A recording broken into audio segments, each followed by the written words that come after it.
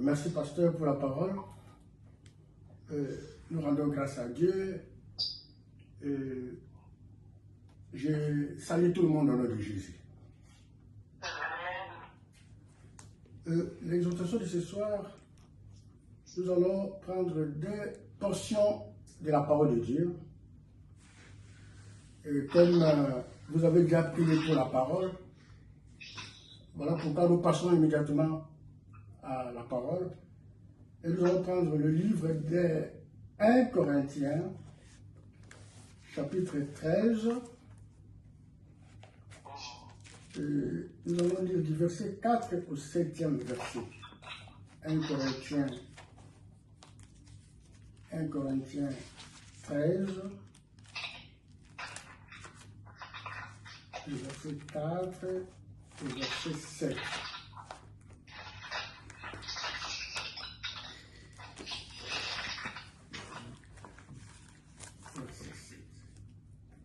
Et la seconde lecture sera Jean 13, verset 34 au verset 35. Alors, si nous sommes prêts, vous pouvez m'autoriser de lire. Amen. Amen. Ok, je lis au nom de Jésus. Amen. L'amour est patient. Elle est pleine de bonté. L'amour n'est point envieux. L'amour ne se vante point. Elle ne s'enfle point d'orgueil. Elle ne fait rien de malhonnête. Elle ne cherche point son intérêt. Elle ne s'irrite point. Elle ne soupçonne point le mal. Elle ne se réjouit point de l'injustice, mais elle se réjouit de la vérité. Elle excuse tout, elle croit tout, elle espère tout, elle supporte tout. Amen. La deuxième portion des Écritures, nous avons parlé de Jean 13, verset 34 au verset 35. Jean 13, le verset 34 au verset 35. Je lis au nom de Jésus. Je vous donne un commandement nouveau. Aimez-vous les uns les autres, comme je vous ai aimé. Vous aussi aimez-vous les uns les autres. À ceci, tous connaîtront que vous êtes mes disciples, si vous avez l'amour les uns pour les autres. Amen. Voilà, à partir de ces deux passages, nous avons intitulé notre message comme thème l'amour de Dieu. Ici, il ne s'agit pas de l'amour des hommes, mais l'amour de Dieu. L'amour qui vient de Dieu, que nous devons appliquer. Cet amour-là, c'est parmi les fruits du Saint-Esprit. Parmi les fruits de l'Esprit. Et cet amour dont il est question. Et si nous voyons bien ces deux passages, l'amour divin ça montre que l'amour divin, c'est une arme spirituelle. L'amour est un signe d'identité chrétienne et un chemin de la victoire de chaque chrétien. Et quand nous regardons aussi là, Paul a décrit l'agapé comme amour de Dieu dans ce que nous venons de lire.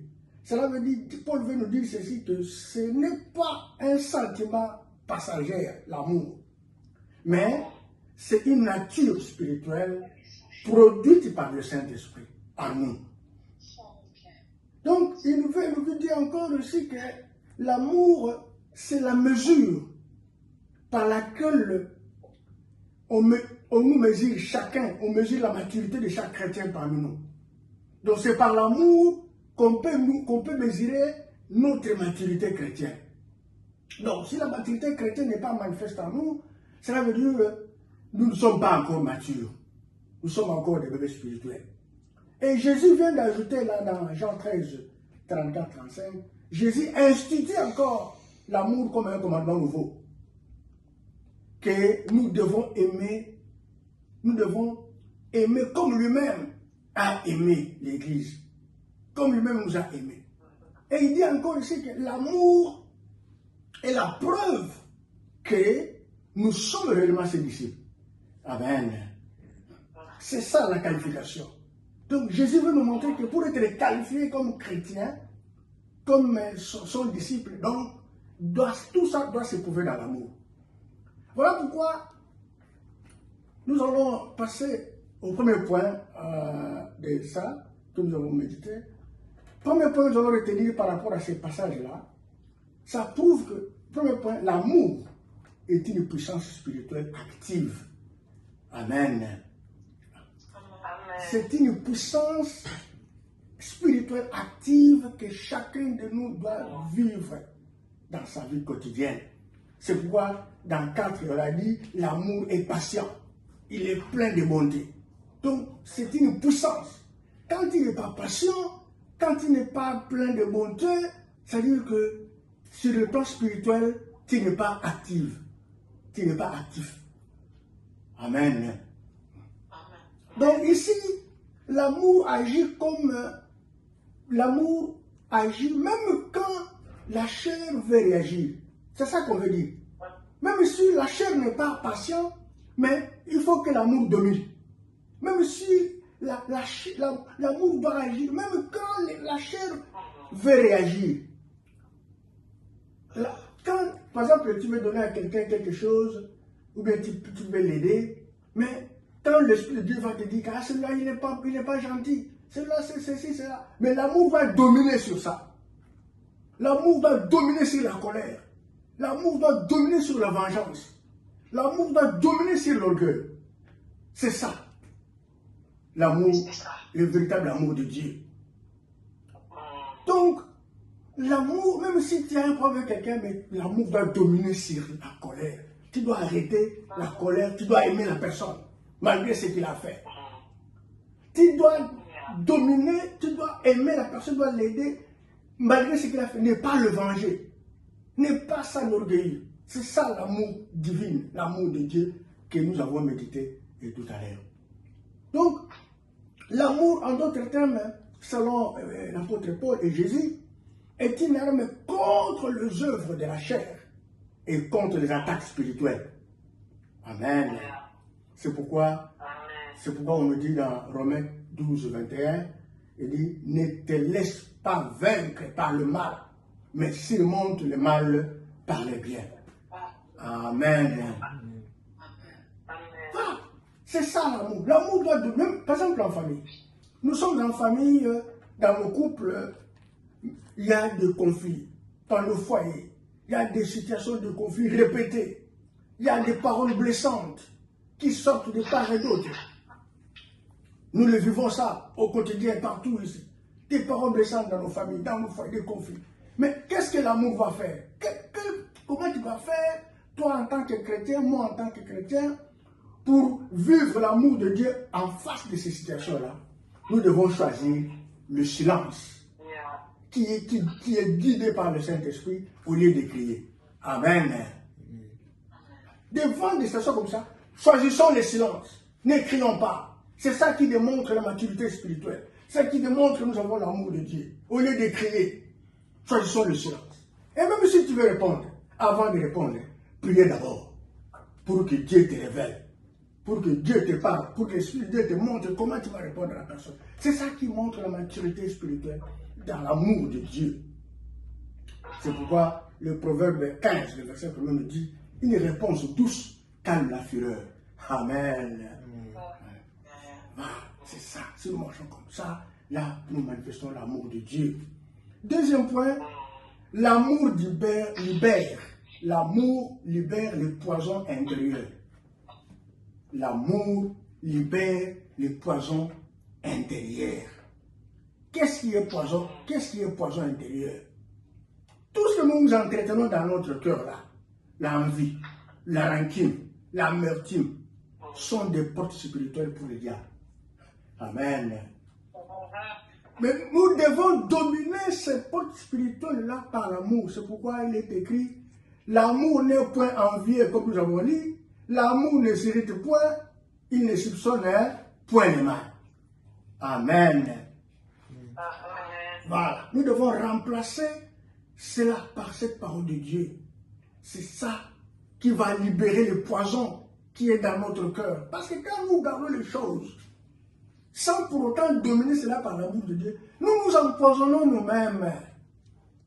Nous chrétiens qui ne voulons pas pardonner, qui ne voulons pas oublier, c'est du poison que nous cultivons dans notre propre corps sans le savoir. Amen. Donc, nous devons faire un effort de quitter, de libérer notre cœur, de libérer notre âme de poison intérieur par l'amour. C'est l'amour qui ferme toutes ces portes-là. C'est pourquoi il est écrit dans Romains, dans Hébreux 12, le verset 15, il est écrit « Veillez à ce qu'aucune rancune d'amertume ne produise du trouble. » Amen. Veillez à ce que aucune racine d'amertume. Quand nous entraînons l'amertume dans notre cœur, c'est le poison.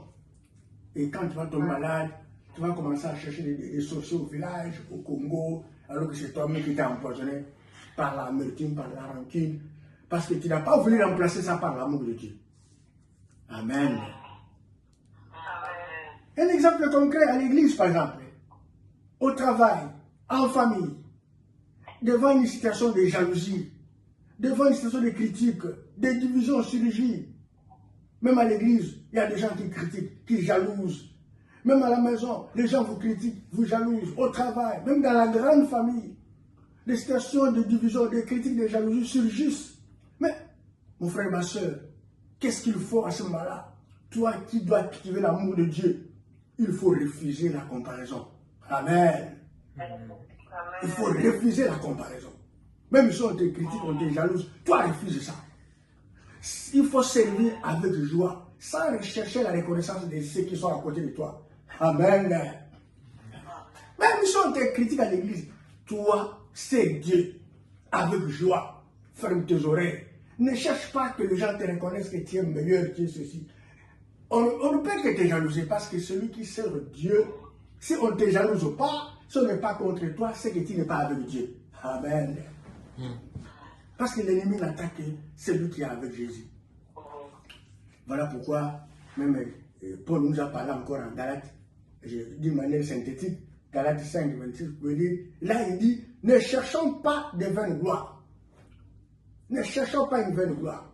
Même si on vous jalouse, même si on vous critique, mais si tu es dans le bien là, refuse la comparaison. Refuse de chercher la reconnaissance. Mais toi, fais ton travail avec amour, avec abnégation.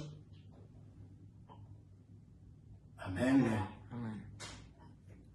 Troisième point, l'amour est un signe d'identité spirituelle.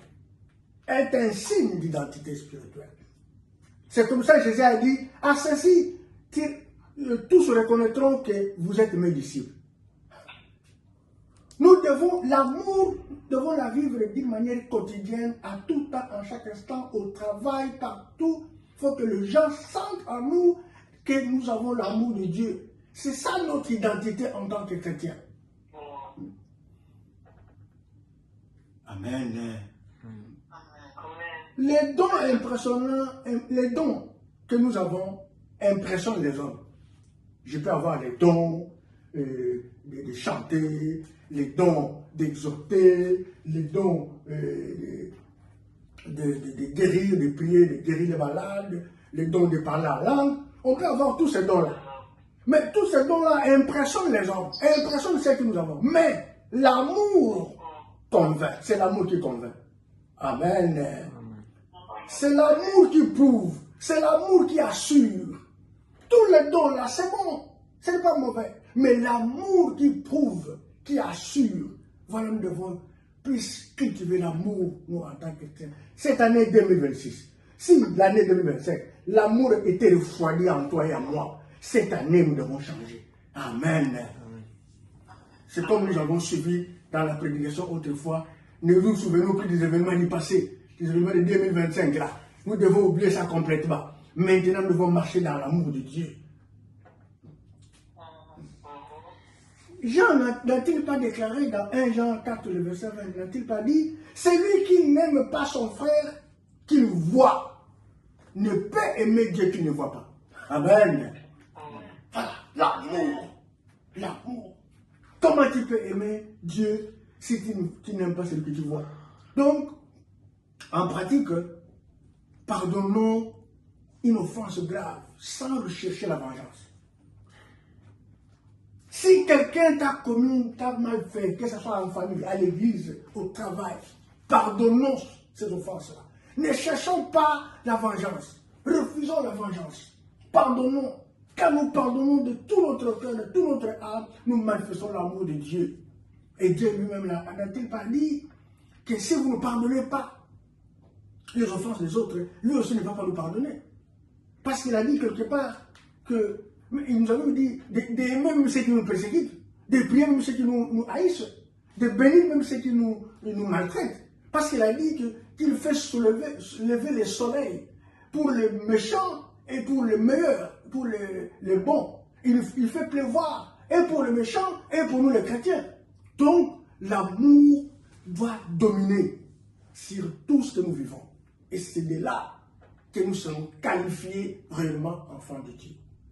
Quatrième point, je pense que c'est là où nous allons finir. L'amour supporte le combat et triomphe. Amen. L'amour supporte le combat et triomphe.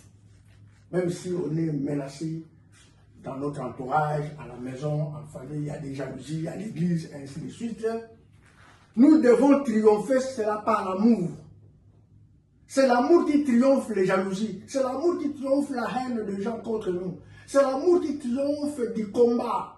Si nous avons de l'amour de Dieu, même les combats ne peuvent pas se tenir bon, debout. Parce qu'il est écrit toujours là où nous avons médité 1 Corinthiens 13 au verset 7, il est écrit, il excuse tout, croit tout, espère tout, supporte tout. Amen. Donc, l'amour va supporter les critiques des gens. L'amour va supporter tout ce que les gens peuvent te dire. Ne vengeons pas. Surmontons cela par l'amour. Parce qu'il est dit, excuse tout. Mais est-ce que toi, tu excuses tout? Pose-toi la question. Moi, je vais poser la question. Est-ce que nous excusons tout? Dieu dit, excuse tout. Excuse là, tout dans l'amour, ce n'est pas seulement dans le foyer. C'est dans la vie chrétienne, en famille, en société, au travail. Ici, on ne parle pas de l'amour entre hommes et femmes. On parle de l'amour en tant que chrétien, l'amour de Dieu, sur tous les domaines, dans tous les plans. Est-ce qu'en famille, tu pardonnes facilement ton mari? Tu pardonnes facilement ta femme? Est-ce que tu pardonnes les collègues? Tu pardonnes tes enfants? Facilement. Si tu ne le fais pas, mon frère, ma soeur, si moi aussi je ne le fais pas, c'est le moment d'examiner, de voir et si vraiment on est encore chrétien ou nous sommes encore comme les autres. Amen. Ce n'est pas moi qui l'ai dit, c'est la parole que nous avons médité ensemble avec nous. Donc, l'amour n'est pas naïf. L'amour ne manque pas de sagesse. L'amour est endurant et spirituellement résiliente. Nous devons avoir cet amour-là. L'amour va résister. Quand je parle de résilience, ça dit que l'amour va demeurer dans notre vie pour toujours jusqu'à la mort. C'est pourquoi, quand nous voyons dans Psaume 24, verset 10, il est dit, si tu te relâches au jour de la détresse, ta force est limitée. Amen. Si tu te relâches au jour de la détresse, ta force est limitée. Si tu te relâches à pardonner, si tu laisses, ah non, maintenant je vais lui pardonner, c'est trop, ils exagèrent, ces gens-là, ils exagèrent, c'est maintenant trop, non, je suis fatigué, sachez que ta force est limitée. Mais si tu continues à pardonner, sans voir ce que les gens ont fait, sans voir tout ce que ce soit en famille, comme je l'ai dit tout à l'heure là, tu ne relâches pas, tu seras toujours fort. Parce que l'amour de Dieu va toujours te donner, tu vas triompher toujours. Sur le plan pratique, en face des ennemis, dans une situation de calomnie, d'injustice, mon frère, ma soeur, nous devons aimer ces gens-là. Nous devons prier pour ceux qui nous attaquent. Nous devons prier pour eux, pour qu'ils quittent ce monde-là, afin qu'ils puissent nous rejoindre, nous aussi. Nous devons les bénir au lieu de les maudire. Amen. Nous devons les bénir au lieu de les maudire. Dieu a dit, comme je vous l'ai dit tout à l'heure, moi je vous dis, dans Matthieu 5, verset 44, moi je vous dis, aimez vos ennemis, bénissez ceux qui vous maudissent, faites du bien à ceux qui vous haïssent, et priez pour ceux qui vous maltraitent et qui vous persécutent. Amen. Voilà l'amour que nous devons cultiver. Maintenant, par rapport à ces paroles-là, nous devons nous poser des questions. Est-ce que réellement nous pardonnons? Parce qu'un jour, j'ai marché avec un frère de notre église, une soeur. Hein? Bon, je ne cite pas la nature parce que vous ici, vous voulez tout cacher. Mais je connais une personne. J'ai marché avec lui. Mais moi, j'étais un peu à distance, je le suivais. Ils étaient des femmes. À la suite des restaurants, c'est pas loin. Il parlait,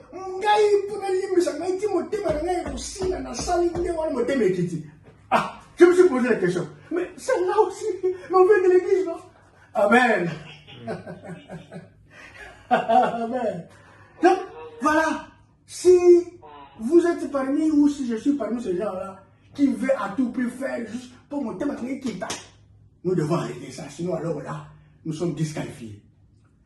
1 Pierre 3, le verset 9 dit encore, ne rendez point le mal pour le mal, ou injure pour injure. Bénissez au contraire, car c'est à cela que vous avez été appelés afin d'hériter la bénédiction. Amen. Voilà, c'est par là que je veux conclure en disant ceci. L'amour n'est pas une option chrétienne. Ce n'est pas une option que les chrétiens ont choisie. Non, c'est le fruit de l'esprit. C'est Dieu qui veut que nous puissions marcher dans l'amour. C'est une imposition même de Dieu pour que nous soyons qualifiés, comme Jésus a déclaré et complété par Paul. L'amour, c'est l'identité qui prouve que réellement nous sommes parmi de ceux qui prient, qui fait la différence entre ceux qui ne prient pas et nous qui adorons Dieu. L'amour, c'est une arme spirituelle qui nous permet de gagner des combats sans que nous puissions combattre. L'amour est la clé de la délivrance et de victoire. L'amour est la racine de tous les autres fruits de l'esprit. Donc, mon frère, ma soeur, nous devons choisir de donner aux gens, même sans retour. Amen. De donner même sans retour. C'est pourquoi dans le même chapitre là, on a dit au dernier verset, mais maintenant donc ces trois choses, le verset 13, maintenant donc ces trois choses demeurent, la foi, l'espérance, l'amour. Mais le plus grand de ces choses, c'est l'amour. Acclamons la parole de Dieu.